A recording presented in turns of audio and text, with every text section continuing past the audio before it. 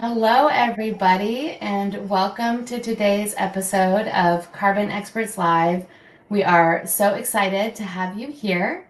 Um, Before we get started, as always, we love to see where people are joining from. So please, if you are joining us on LinkedIn or if you're joining us on Livestorm, jump in the chat, jump in the comments, and let us know where you are located and tell us where you're viewing from today. So we have a global audience and we love to see where people are coming in from. My name is Aileen Carroll. I'm here with One Click LCA, and I am joined, as always, by Travis Dahl, LCA and EPD expert here at One Click LCA. And today we have the pleasure of chatting with David MacLean. He is the president and founder of McMac CX, and we're going to be talking today about the triple bottom line and how architects can maximize financial returns while still meeting those aspirational environmental and social impact goals. Sometimes it seems like when we're talking about ESG goals and we're talking about the environment and social impact, those will hurt the bottom line. But David thinks that there is a way of looking at it where you can see that they do not hurt the bottom line and can actually add to your profitability. So, really exciting discussion that we'll be having today. Again, to introduce your hosts, myself, Aileen with One Click LCA, and Travis Dahl, who is an LCA and EPD expert, and always a great person to lead these conversations. We are joined in the background today by our production staff. So April, who is our producer, she makes sure everything flows really smoothly for us here in the webinar space. And then we have Nick as the moderator today. So if you are on LinkedIn or Livestorm and you jump into the comments or you jump into the questions, April and Nick will be there with you and they'll be able to answer your questions. And they'll also be collecting questions for us to pose to David.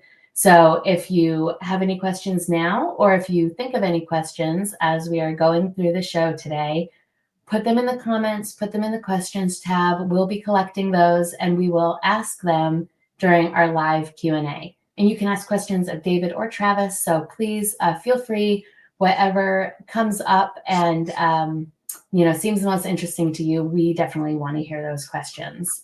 And so we have people joining us from all over today. We've got some folks from here in the States. We've got some people from Washington, D.C. I see California, early morning for you guys. And then we also have folks globally. So we have some people joining us from Finland. I see India, and I see Spain, England. So great to have you guys all here joining us. Now, what you can expect from today's episode is we'll start, as always, by having a conversation with David on how he helps architects and engineers maintain profitability while hitting those ESG targets. We'll then challenge David after the question to a few of our questions. We always like to challenge our guests. And then we'll jump into the live Q&A where we will ask David your questions. So please, as we go through the episode today, remember to put your questions in the chat, put your questions in the comments tab, and we will be picking those up to ask David towards the end of the episode. And without further ado, I'll hand it over to Travis to properly introduce David and get this thing started. Awesome. Thanks, Aileen. So as Aileen mentioned, our topic today is the triple bottom line, how architects can maximize financial returns while meeting aspirational environmental and social impact goals. And we're thrilled to be joined by David today. David is the founder and president of McMac CX. He's the founding board member of the U.S. Business Council for Texas. He's also the co-founder of the Texas Sustainable Business Network, managing partner of ESG Impacts as well. David works with for-profit, nonprofit organizations to help them qualify and quantify their material selection and monetization of their practices, and help them develop best practice designs, technologies, and policies as well. So thanks for joining us again today, David. And typically what we do with these conversations, we always like to open up with a little bit of personal background. We want to know kind of who you are and what got you into sustainable, I guess, development, construction. What brought you to doing what you're doing today? Sure. Well, thank you for that introduction, and I'm privileged to be here to talk about this. So I won't go into too much detail on my background, but we are shaped by the life lessons and opportunities that we come by. I grew up in a small fishing community in Nova Scotia, Canada, and as a young man, the primary um, industry was fishing and whale and seal processing.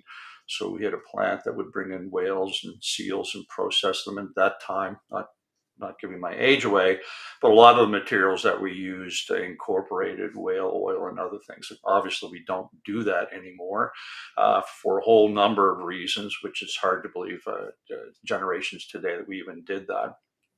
And during my course of my childhood, I watched those industries disappear. Had a different perspective since that was the main industry in our community at the time. And I watched forests disappear around us, and I watched the fisheries off the Grand Banks get depleted. And it never really hit me until I was in my military career serving over in West Germany at the time when Chernobyl went up. And we were in full biological chemical warfare gear, buttoned down and relatively safe if that's a deal, waiting for potential um, sprinkling of radioactive materials, and thinking about our families that were in southern Germany at the time that weren't even aware of what was happening. So that kind of started me saying, "This is just crazy. We can't continue down this road."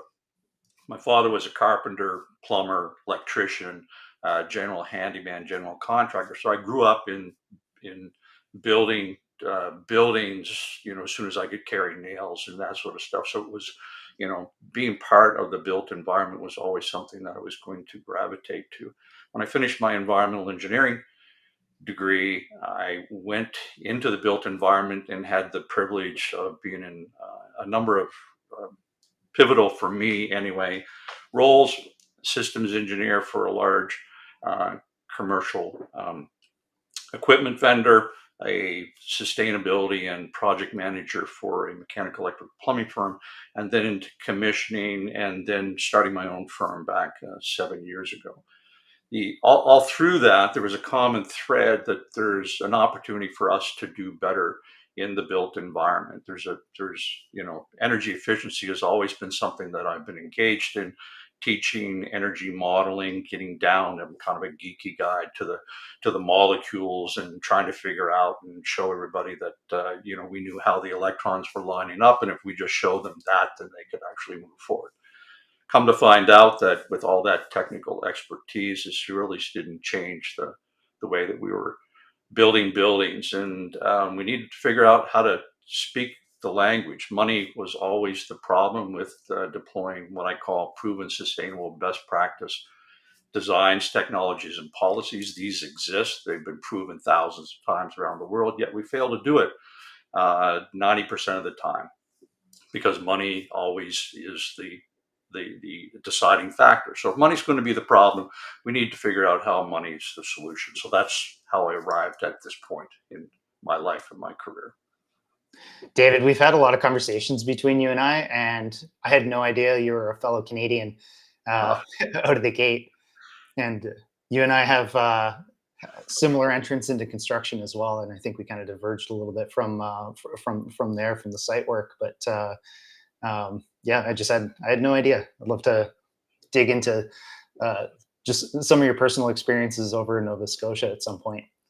yeah, glad to. Um, but I guess to stay focused on today's conversation, we're going to be talking a lot about materials, materiality, and things like that. So just to kick things off for anybody in our audience that maybe isn't familiar, can you talk about what an EPD is and why it's so important for determining the sustainability, and why is it important to the built environment? Yeah, sure. So, as we endeavor to be better stewards of limited resources and create futures that are, safe, healthy, efficient, and, prosperous places to be. We continually are having to justify why we should do anything other than what I call the enemy, the lowest first cost minimum code requirement. So for those of you that don't understand what the lowest first cost minimum code requirement is, there are mandatory codes or regulations that we are supposed to adhere to as constructors of buildings and communities. And the fiduciary model is that you let the marketplace get there, do that, but at the lowest first cost. So everything's premised around making sure that it's as cheap as possible. That creates efficiency, that makes people competitive, and that's all good stuff. That's capitalism as its best. But what it leaves out is the fact that we only have to think about the first cost to the builder, and there's a burden that gets thrown off to what I call a second set of books, and I'll get to that in a minute. There's a burden that we as a community and you as inhabitants in the places you live, learn, work, and play have to carry, because you only have to meet that lowest first cost minimum code requirement. So our expectation, our maximum expectation, is to meet that lowest minimum requirement and never go past it. So that has created an industry where we have yeah, not lived up to our best capabilities. Let me put it that way. And as a commissioning provider and one that goes through and is creating asset value for the owners and investors in real estate, it became obvious that we need to rethink how this is happening. EPDs then became a means to provide that transparency and accountability. So an environmental product declaration is just that. It's a declaration of the environmental impacts. Primarily, everybody's focused on greenhouse warming potential, but there's other metrics that fall out of that. So we know exactly what we're working to know is exactly what the attributes are of every material that come onto our projects. And the way you do that is you figure out how much energy is being produced for every molecule that goes into that product. That then all of those materials can be added up and compared to other materials in the building, and we can make better informed decisions. So environmental product declarations are a means by which manufacturers disclose that greenhouse warming potential and also ozone depletion, eutrophication, acidification, and some other parameters that will become much more important as we get past this first step, which is the global warming potential. So that's hopefully that answers that first question on EPDs. Yeah, totally. And would you say an EPD is proof of sustainability, or how would you look at it? Yeah, no, absolutely not. An EPD is not proof of sustainability. But that was never the intent, right? So the intent of green rating systems and this need by designers and by just anybody that's building a better future is to set a baseline around which we can have a conversation. And without a baseline, we can't compare one thing to the next. And there's been a lot of pushback. I've been involved with the U.S. Green Building Council for almost 20 years now. And we had a big pushback in the early teens in our release of the version 4 that it is now for the lead rating system, because people didn't want to disclose this type of information. They said it was proprietary, it would ruin their business, all the standard stuff that comes with why they don't want to do things. But from a business perspective, it's important. And when I work with manufacturers that are looking to understand the impacts or their EPD impacts, they want to know where they stand, because architects are demanding that EPDs for any materials that come on their projects. That's an outward facing deal, but inwardly, the manufacturers and industry organizations I work with need that information so that they can see where they're at and where they have to get better compared to other manufacturers that may be ahead of them. So that data is really the first step in this. It doesn't say that you're sustainable, but at least it says I'm in. Is everybody in? No. But the reality of it is that you won't be allowed to have your material on a site, whether it's because the architect says it or the municipality says it or the state says it. There's all kinds of growing requirements and regulations around at least this very initial disclosure requirement. I like that. The way I usually describe it is the EPD is like a snapshot in time that's verifying the results. It's a third party verified document that just verifies what those results are. There's a pretty stringent process around developing those. You touched on setting some of the baselines and things like that. With the I guess the collection of that data. How important is it to look at that data and use that for analyzing, looking for opportunities for improvement on from a product level? It's huge. The manufacturers that I worked with 3 years ago couldn't spell EBD. And now they're using the data that we've collected to not only talk about how their products compare to others, but to be able to look out in the future and say, I need to replace this ingredient or that ingredient.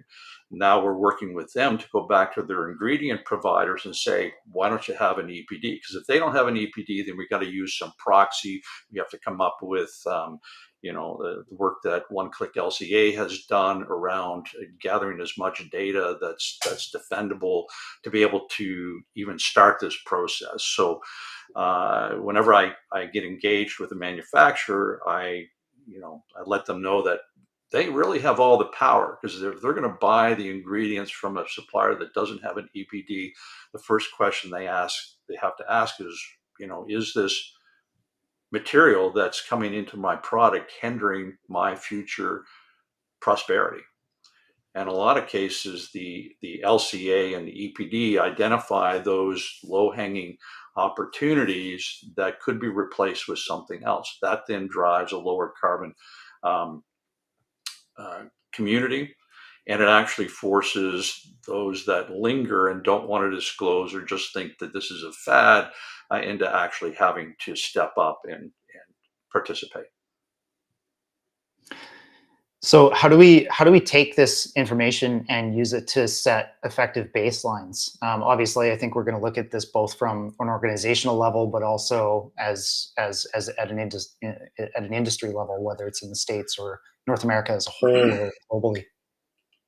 Yeah, so the baseline, that lowest first cost minimum code, again, right? That's the baseline, is a challenge to set, because every authority having jurisdiction in every state and every other regulation around the world, they all have different baselines. They all have a mandatory minimum.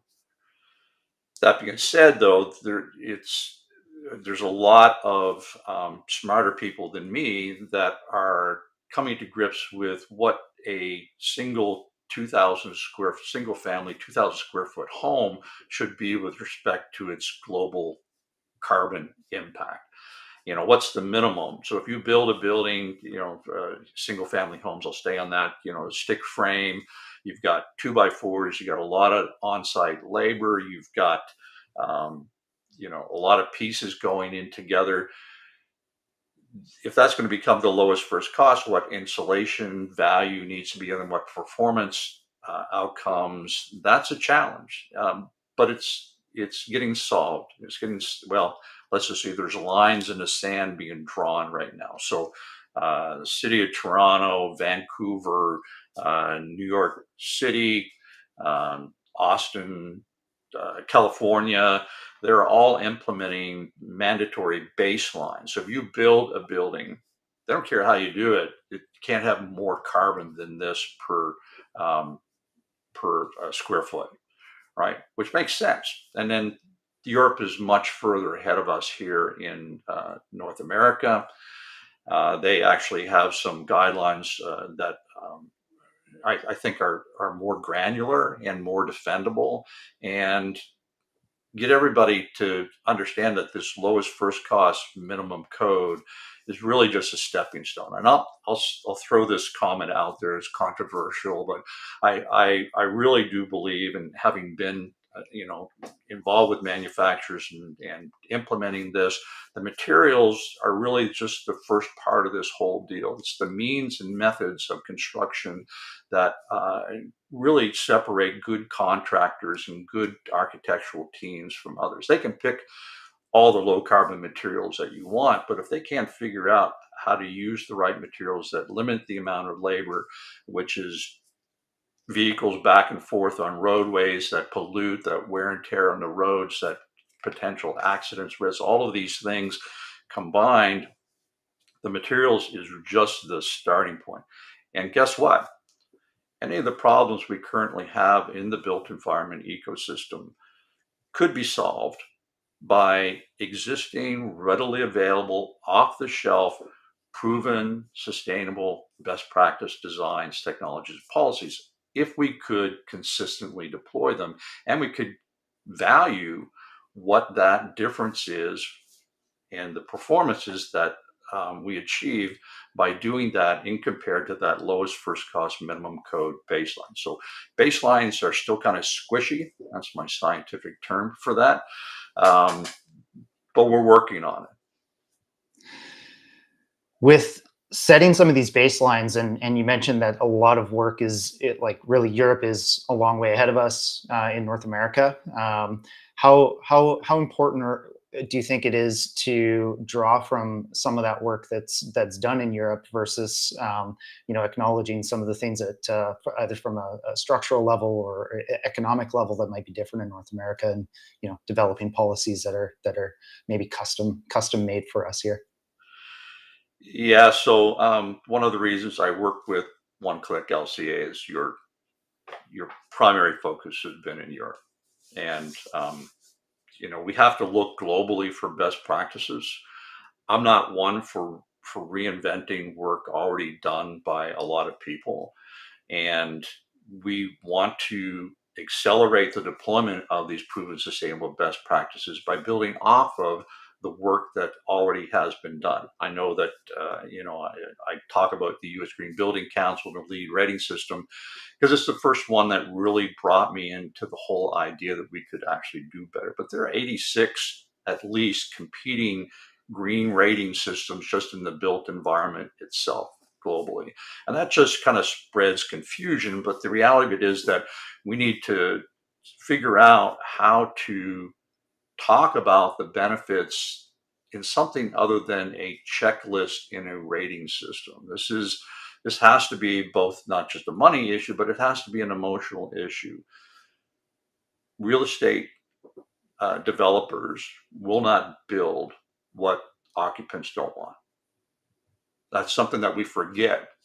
So if you're going to, and I have the privilege of working exclusively with developers and architects and investors that just want to build better projects, that are looking out to future proof their assets. They want to make sure that it's set up, because the lowest first cost, the minimum code today, if you built that today, it is instantaneously obsolete, because 3 years from now, there's going to be projects going to be built better than that. 3 years after that, that's our adoption rate here in Texas for codes.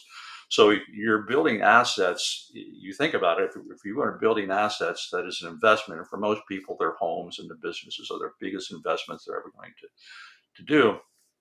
You ought to be future proofing that. And you ought to be doing that in a way that, addresses ESG goals, and those types of things that we can see coming at us. So if you look at Europe, long way around answering your question here, Travis, if you look at Europe, that's coming to North America, simply because we're not going to stop being more transparent in what is actually, responsible design, responsible investment.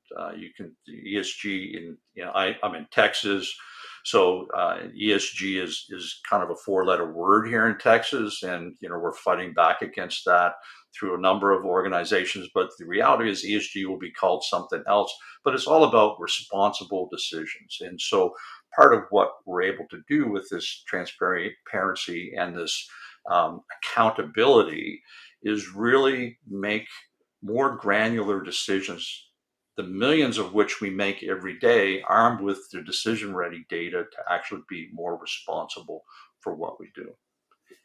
Mm-hmm. You're talking about a lot about like really what code limits are set, and that's like the minimum requirements. It's basically the worst building that we can construct is something that meets code. And policies are always slow to change, just by nature of governments and the way that they function. They just tend to be slower to adopt things than maybe in the market. And we, at one click, and I think in the industry as a whole, we talk about how policy is often, it's really the most powerful driver of change. But in North America, we also have a lot of market-driven factors, whether it's green financing, rising insurance rates, looking at ESG policies and the sustainability of projects. Can you talk a little bit about some of the other economic drivers that might be helping to push this industry forward in a more sustainable direction? Yeah, absolutely. So, not to diminish the role of our myopic focus on carbon. Carbon, we measure it in global warming potential.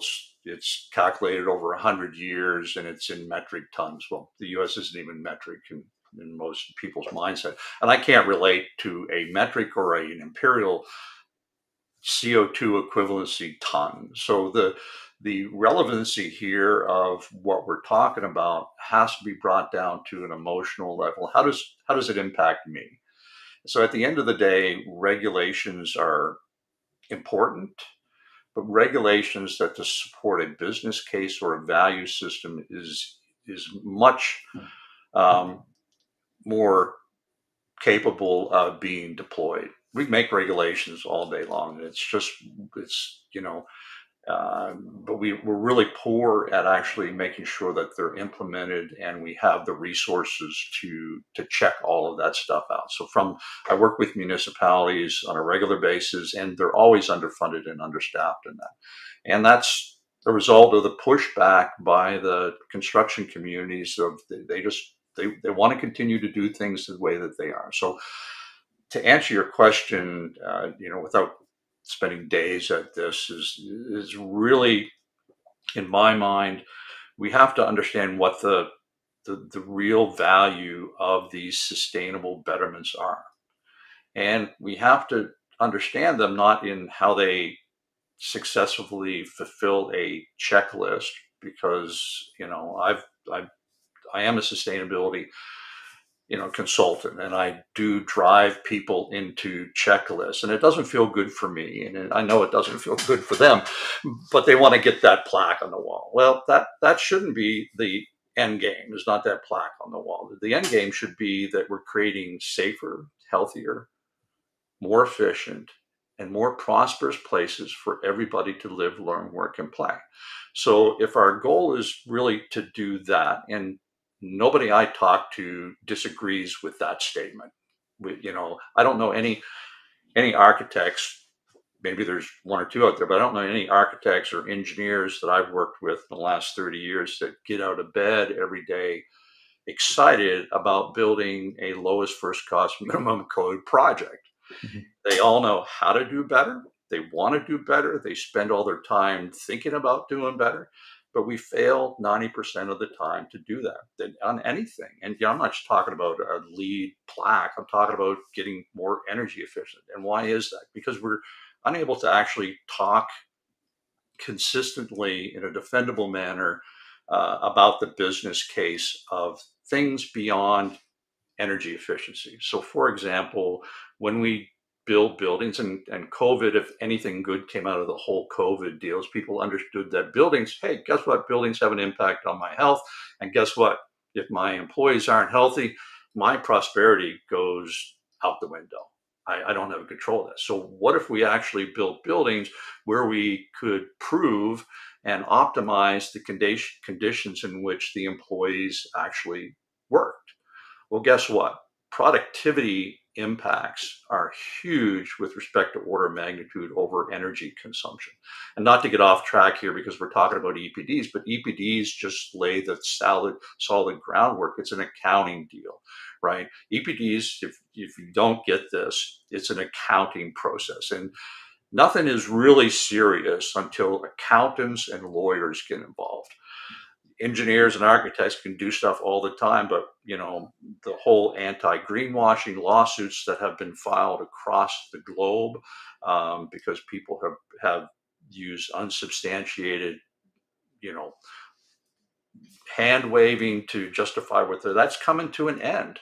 You're not going to be able to do that anymore. So we're creating a value around carbon by making sure that that's transparent. And by doing that, we actually give the decision makers the opportunity to do something better. And without that information, they don't have that. But beyond carbon, we also can qualify and quantify the impact that our indoor environment has with respect to, controllability of your HVAC, how comfortable you are, how much particulate matters in there, the air movement around you. And, we do a poor job of that for the most part. The maintenance people that are out there every day trying to make sure that we're in a comfortable situation, they should be doing proactive things like making sure that systems are all working properly. 60% of their time is spent on hot and cold calls. And that's because we don't, as designers, require that, everybody is comfortable all the time. Our ASHRAE only requires that 80% of the people in there are comfortable at any one time. No one's ever told that to the maintenance people. So there's some things, but that's of value, right? And when there's methodologies that have been developed, and we use those to actually monetize, make materials. So this is the vernacular that people need to understand. These things that, well, that's a nice thing. No, you need to if it's nice and you can't monetize it, you need to understand it's irrelevant in your conversation. You can do pretty renderings and you can talk gooder than me, but the reality of it is that at the end of the day, it's going to come down to a money deal. And if you can't talk about the fact that by doing these things, your business will be $13 million more profitable over the course of that 12-year lease. That's the type of conversation you have to have. Otherwise, it's just another losing effort. So we can do this. The first thing that we need to do is we need to make sure that it's on our pro forma. When you don't talk about it or you don't monetize it, even for $1, indoor air quality, I don't think anybody listening to this needs another case study to have internalized that bad air is bad for you, right? I think we're past that. Bad air is bad for you. It's just how bad, right? How does that impact our healthcare costs? How does that impact our productivity? Well, we can start putting those on the pro forma, and we've got all kinds of case studies that says it doesn't need to be zero anymore. It needs to be $1. Now we're just negotiating, we're refining, kind of like EPDs and life cycle assessments are doing, is we're refining our ability to get more granular and get more defendable. And once we're more defendable, then we actually have more consistent output. You're doing some really cool work in carbon markets and finding ways to actually put a dollar value to more sustainable projects and develop some motivations. Can you talk about this a little bit, and like how do we create financial incentives that help drive these projects to be lower carbon or sustainable in some other way?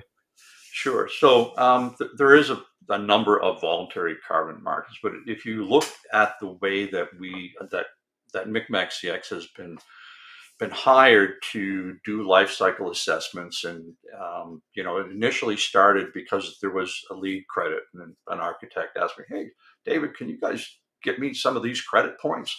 And I'm like, "Well, we do the energy modeling, where it's just modeling."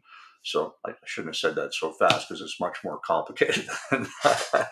But we learned all about life cycle assessment and what it meant, and started down that road. And then we learned about triple bottom line, net present value, or cost benefit analysis. There's a number of terms for it, but all of this was a process in helping to qualify and quantify, make material, and monetize. That's really what we want at the end of the day.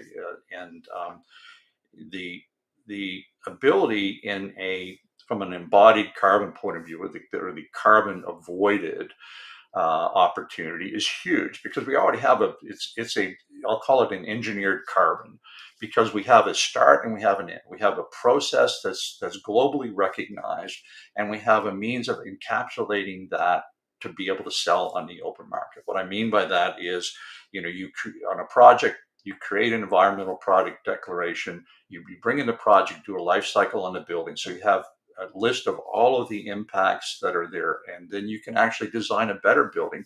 That delta then is the avoided carbon, and that avoided carbon then can be quantified. It's checked through the project. You check the materials that are actually put in there, and then at the end of the project, you tighten up your life cycle assessment model, and you get all the documentations from as-built drawings and signatures by architects. So there's a process that happens just by way of actually the work that McMac CX does to support those lead credits. You just wrap that in a blockchain, and now that becomes a commodity that could be sold on the open market. So just like other carbons that are out there, there's the value is what people will pay for it. But people will pay for a carbon that has a start and an end point.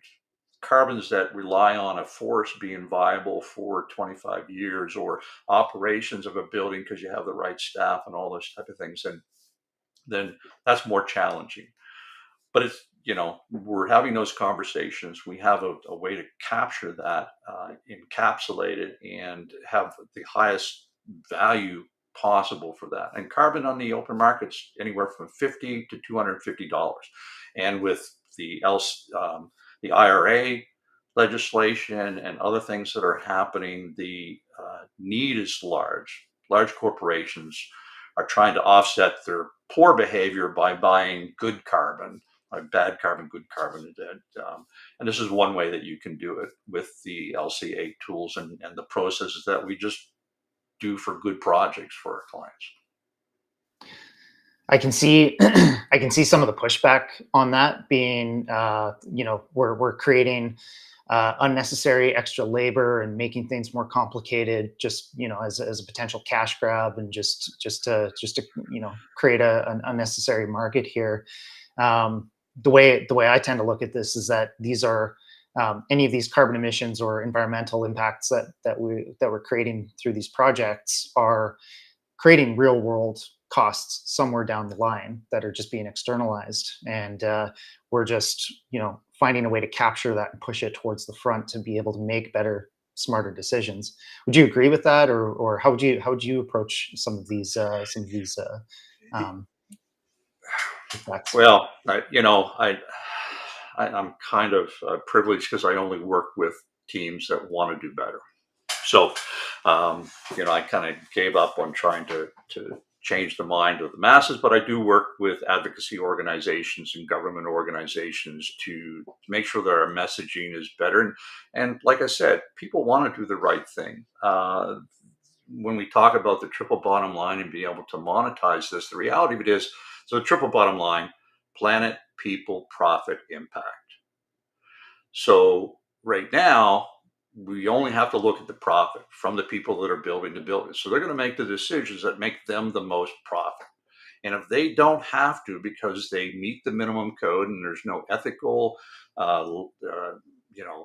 religious or other reason that they have to do anything else, they won't. But that doesn't mean that that burden doesn't get accrued by somebody else. So every time you make a building that doesn't incorporate a better energy efficiency because it's sitting there on the shelf because you made a financial decision, you actually are throwing that burden onto the community. The community's burden is the carbon impact of that, but it's also the pollution that comes off every one of those carbon creations. So you think about a carbon, there's particulate matter, NOx, SOx, TVOCs, and all of those have health impacts. And so this second set of books that is accruing the natural and the human burden, which is the problem, is hidden, and we don't have to account for it. So the triple bottom line process is, I call it cooking the books, cooking the planet. So we're cooking the books here because we don't have to account for the burden that's being accrued. So this process of bringing those other two costs or benefits, if you employ these sustainable best practice, or burdens if you don't, really gives a lot of ammunition to architects that can actually visualize this and actually use it in performance to help their clients, future proof and make more responsible decisions. But it also gives community activists and actionists an order of magnitude of the dollar value, because it's just talking about dollar value, right? Of the impact that they now have to carry as a community because the city planners didn't think it was important, or et cetera, et cetera. I hate to talk about why we don't do these things. I hope that if we make this so clearly obvious that the monetary impact is so clear that people will make the right decisions. I'm trying to be optimistic. Maybe I'm a little bit naive, but it keeps me going, and it keeps me, interfacing with folks like you. So Yeah, sorry, Elaine, go ahead. I was just going to say that I was going to jump in now because it's nice to have a positive note when we move to the live Q&A. But Travis, if you had something you wanted to say real quick before we jump to our audience questions. Yeah, just I guess one last question before we go to the audience questions. What have you seen over the last year that you're excited about, or what do you see coming in the next year that is getting you excited, that shows that we're moving in the right direction?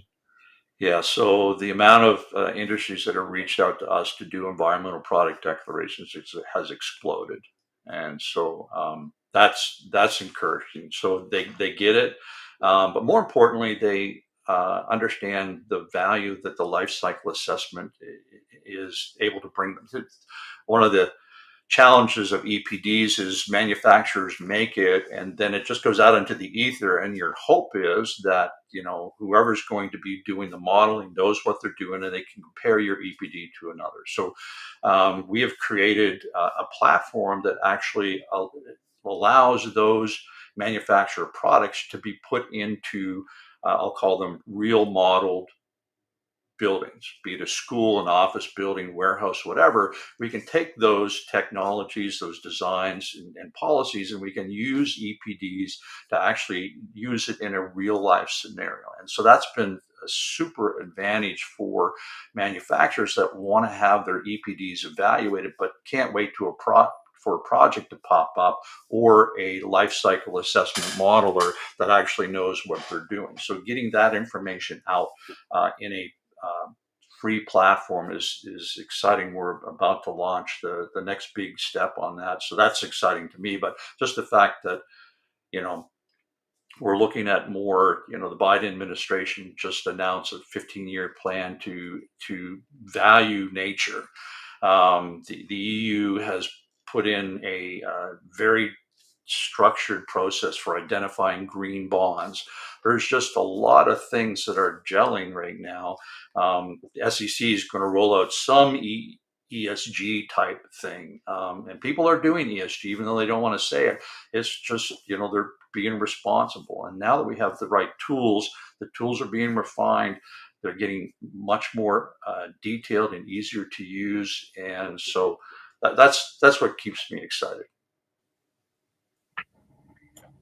That's great. And this conversation has just been absolutely fascinating to listen to. I love your approach, the way, I mean, you are putting, it is down to the monetary value of these things. We wish that people would do things because they see the goodness of it, sort of altruistic value. But in reality, a lot of times you have to put a dollar sign next to it. And what the work that you're doing is, doing that effectively. And so that is really great. We love to have an optimistic spin. There's a lot of work to be done, a lot that we need to do, but it's good to see that you are doing that work.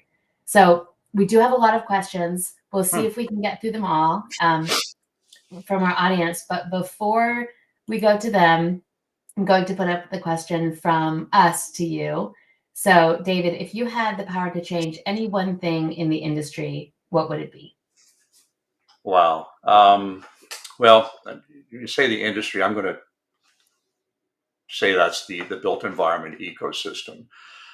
I would like to change how the occupants of our buildings and communities um, internalize what we're actually giving them as designers and code officials and that sort of. There's this expectation, and then you've probably walked into your building this morning, or you do this regularly, and you don't think about it ever just falling down and killing you. We do a pretty good job at that, but you really don't have any idea of what the indoor environment is or the impact of the rest of the stuff is. And it could be shaving weeks, months, or years off the end of your life, and you don't know this. So we have this expectation reality gap. We have the occupants of our buildings who have rely on these design and construction professionals, and there's a lot of people involved, at least 50 plus trades, to build a building, doing their job perfectly. And I have bad days, so I'm sure other people do too.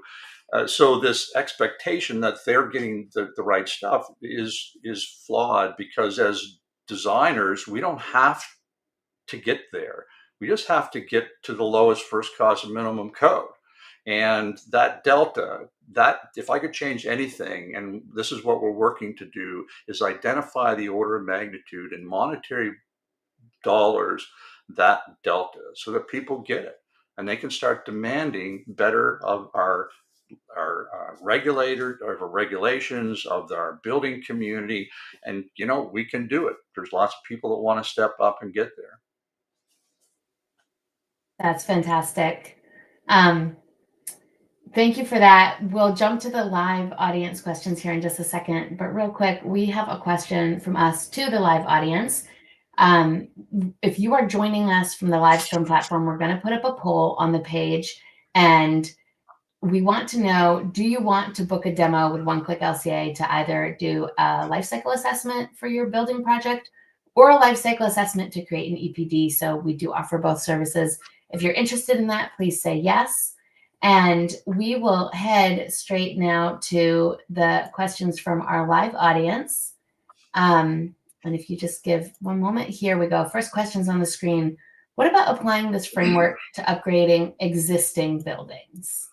Sure. So we apply the life cycle assessment in a forensic type environment. So you think about it, not to pick on Houston here, but we like to knock down everything that's 25 years older, or we like to put up new stuff. There's not a whole lot of historic anything in Houston.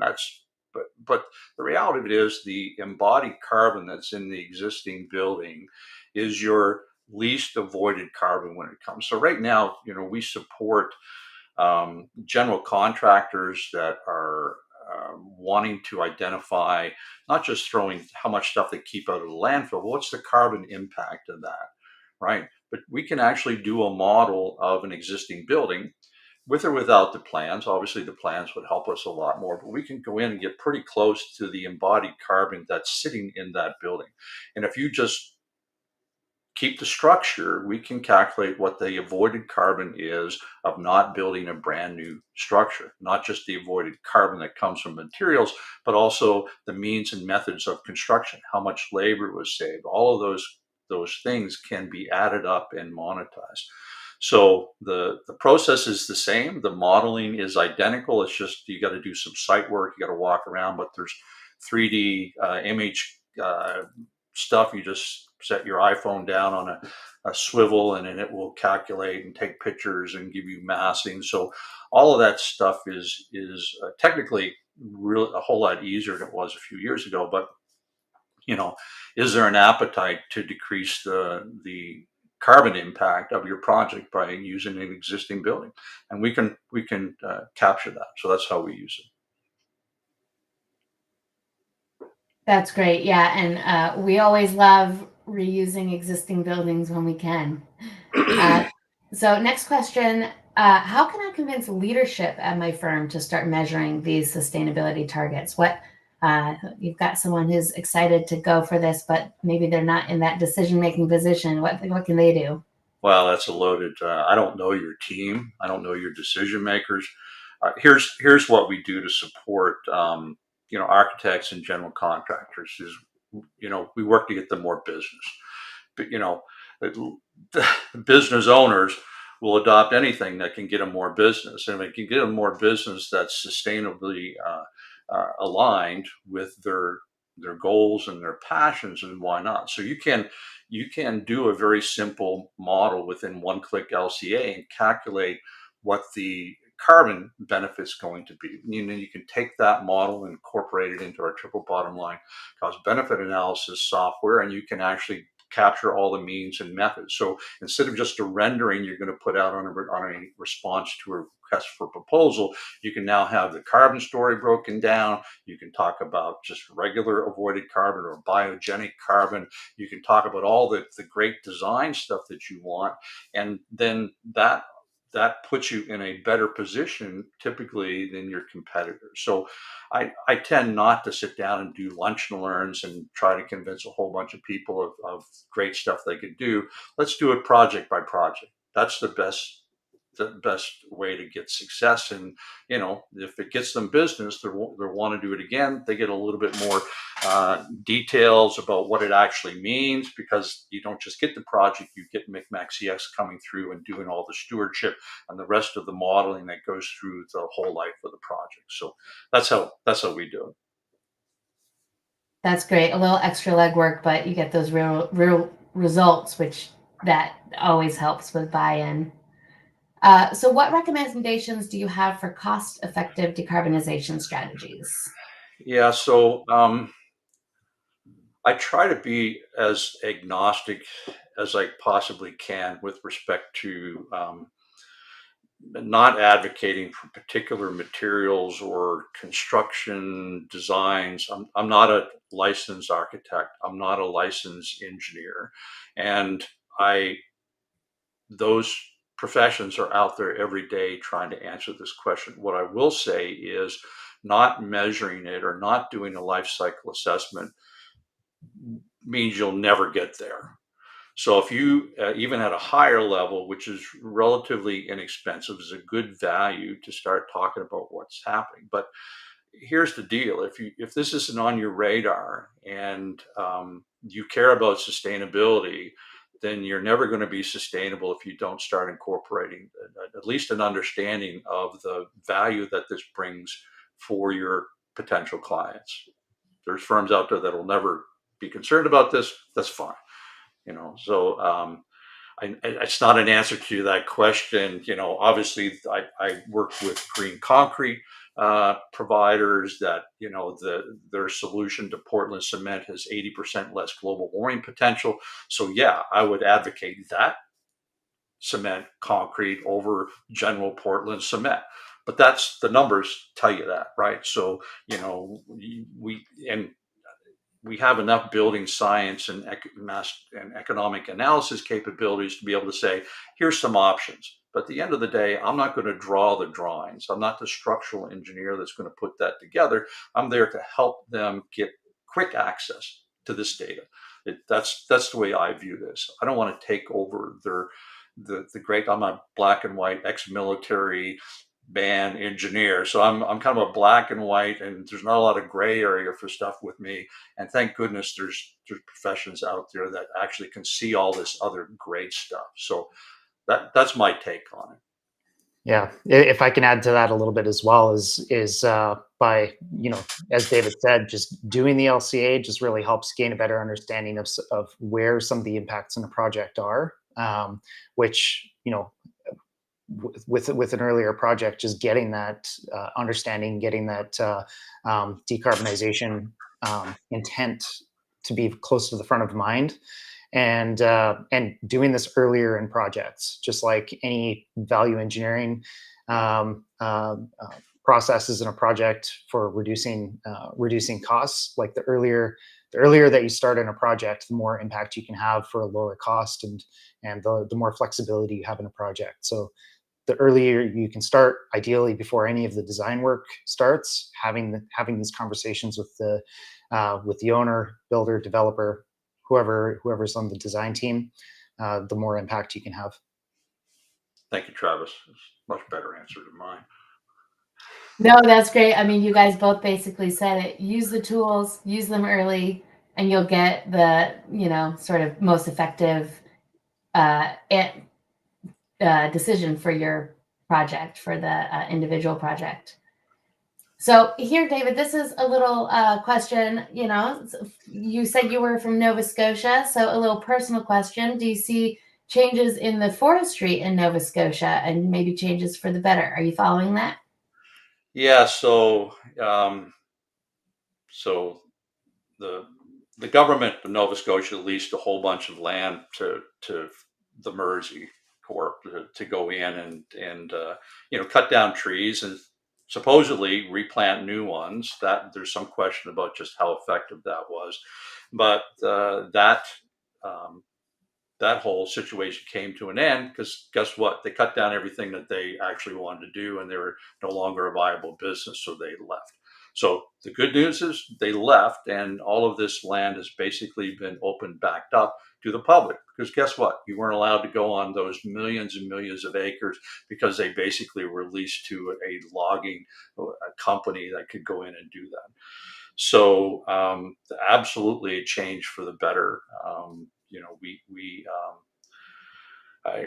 just a little personal note. I mean, my great grandfather, built a log cabin in the early 1900s, 1910 or 15 or something like that, back on an island in the middle of the lake that was in the middle of all this land that was owned by the Mersey Corporation, and we had special access to get back there to be able to go there, and it was from a childhood memory. And there's still that you rebuilt that cabin, but there's not a lot of anybody else to go around. I used to joke that we were so far back in the woods you had to come out to hunt. But the reality of it is that now that's all open to everybody, and everybody has access to that. And there is reforestry efforts, and there's other things happening. So, but you didn't know this was happening because the clear cutting was happening 150 feet back from the road. So from the roads, it looks like you were just driving through forest, and you couldn't see past that 150 feet that actually everything was just being cut down and taken off for profit. So that's where it's at in Nova Scotia today. We always say that transparency is key when you're doing a life cycle assessment, doing EPDs. It's all about transparency, and I think that method of clear cutting, which is very common throughout North America, of sort of hiding what's happening behind a screen that is not transparent. So of course, not what we like to see, but glad to hear that hopefully things will be getting better for the forestry in Nova Scotia. All right, and I think we have time for just one more question, which is, how can we achieve the triple bottom line in developing countries? Yeah, so I am reaching out to some developing countries through relationships that I have here. The good news is they don't have great mandatory requirements. I mean, the bad news is the good news at the same time. So there's lots of opportunity for improvement, and but the challenge in developing countries, and what we've been talking about here today can sound like first world problems to a lot of people in developing countries. They're just trying to find food and water, right? But guess what? This whole triple bottom line is an accounting mechanism that can be applied to the scarcity of water, the scarcity of food, um, uh, labor. All of these things have a monetization capability. What is lacking is an agreement on what that methodology is and how it actually gets applied and what's the value of that to a community. So the process is exactly the same. And the more that the methodology and the process gets used, the more credibility it has and the more refined it gets, because the process of applying it in that process, in that analysis, is exactly the same. Triple bottom line: planet, people, profit, impact. And that's not the end, right? So those three are just really the big buckets that we ought to be looking at. But the people part of it, how they get benefits, education, all of those things we can monetize. And I'd be glad whoever asks that question to actually dig deeper. But there's challenges in developing countries. But guess what? We have designs, technologies, and policies that have been proven around the world to create more benefit for those. They don't have to relearn all of that stuff. And if we value them properly, then we can actually deploy them. Like you said earlier, you don't see a need to reinvent things that have already, been worked on. So that can certainly apply here. I'm going to quickly put up this screen here because we didn't get to all the questions. And if you want to keep the conversation going, take a screenshot. We've got both David and Travis's contact information up here. So do reach out to them if you want to keep the conversation going. And Travis, I'll just hand it to you as always for any last comments before we sign off. Yeah, thanks, Aileen. And thanks for joining us, David. This was great. I guess if anybody has anybody that they would like to see us interview, somebody that you want to have on the show, please reach out to us. We're always looking for suggestions and ideas for where we can take this. And David, just last question to you. Do you have any final thoughts, comments that we can leave with our viewers? Yeah, no philosophical things I want to leave. I appreciate those people that were on this call. That obviously there's something that attracted them here, and I challenge them to take that to the next level. Don't let this be the last stop on this journey for you. Great parting words. So once again, thank you so much to our live audience. Thank you, David. Fantastic conversation today. Really excited, and keep the conversation going if you guys are interested. We'll see you guys next.